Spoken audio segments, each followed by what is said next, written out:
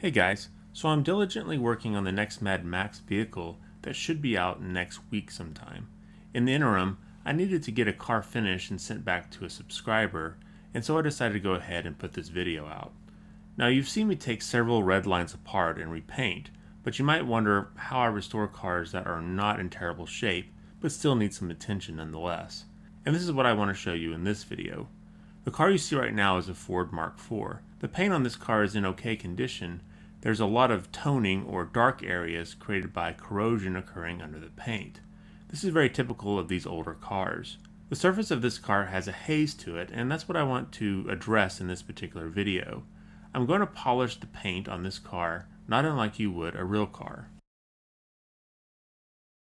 To polish the paint, I'm going to use rubbing compound and a buffing wheel on a Dremel. Now, the buffing wheel is not the standard buffing wheel that you buy at most hardware stores for Dremel tools. This wheel is much softer, and I had to buy them online. I'll leave a link in the video description in case you want to try this out. You're welcome to try the buffing wheels that Dremel makes, but you will probably find that they'll just remove the paint. Now, to actually polish the car without making a huge mess, I just take a small plastic tub and place saran wrap over the top. This allows me to see what I'm doing without spraying myself and my surroundings with compound.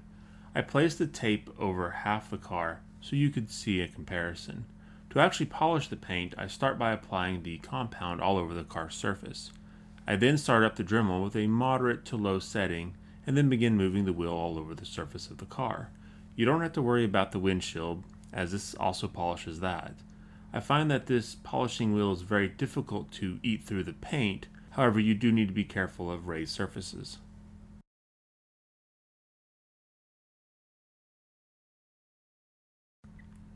So after I'm done with the rubbing compound, I move to the polishing compound. I go through the exact same process as before. I also use a new polishing wheel so that I don't cross-contaminate the compounds. You don't want any rubbing compound mixed in with your polishing compound. Okay, so I finished with the polishing compound, so let's take a look and see if we can see a difference. Get some of the masking tape residue off. And if I get the light right, I think you can tell a pretty substantial difference there. So what I'm going to do is go ahead and finish polishing the entire car now.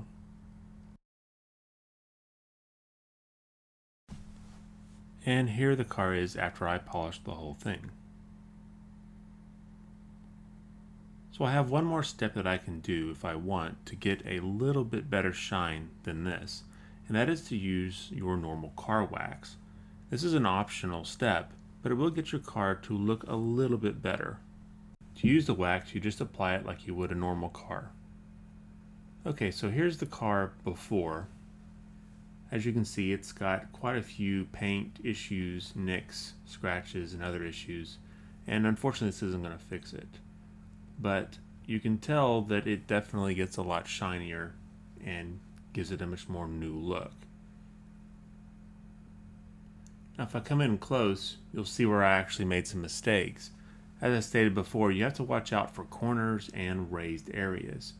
So here in the back, I hadn't realized that this particular model had a raised area, and then here on the hood, where the air scoop is, you can tell that I went a little too crazy and got a little too close to the edge.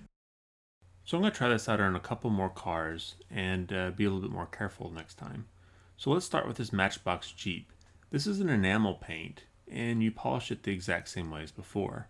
The Jeep could use a full restoration in my opinion, but if you're someone that likes all the paint chips and think that it gives the car character, but would like the remaining paint to look more like it did new, then this may be the method for you.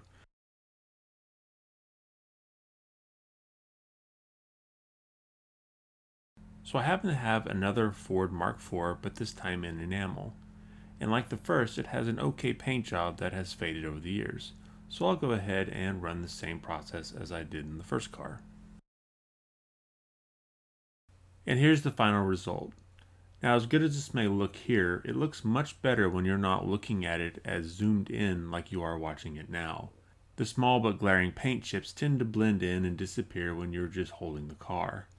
But as you can see, even though this paint is many decades old, it has no issues being polished.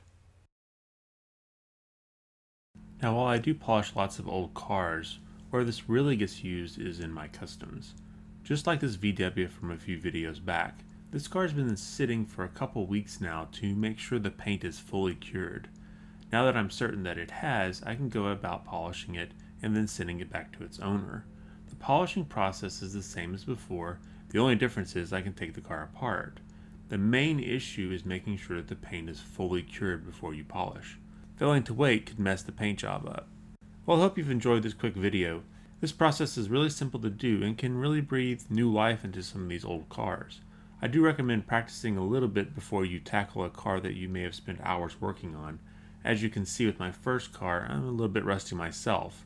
Anyway, thanks for watching, and I'll see you next time.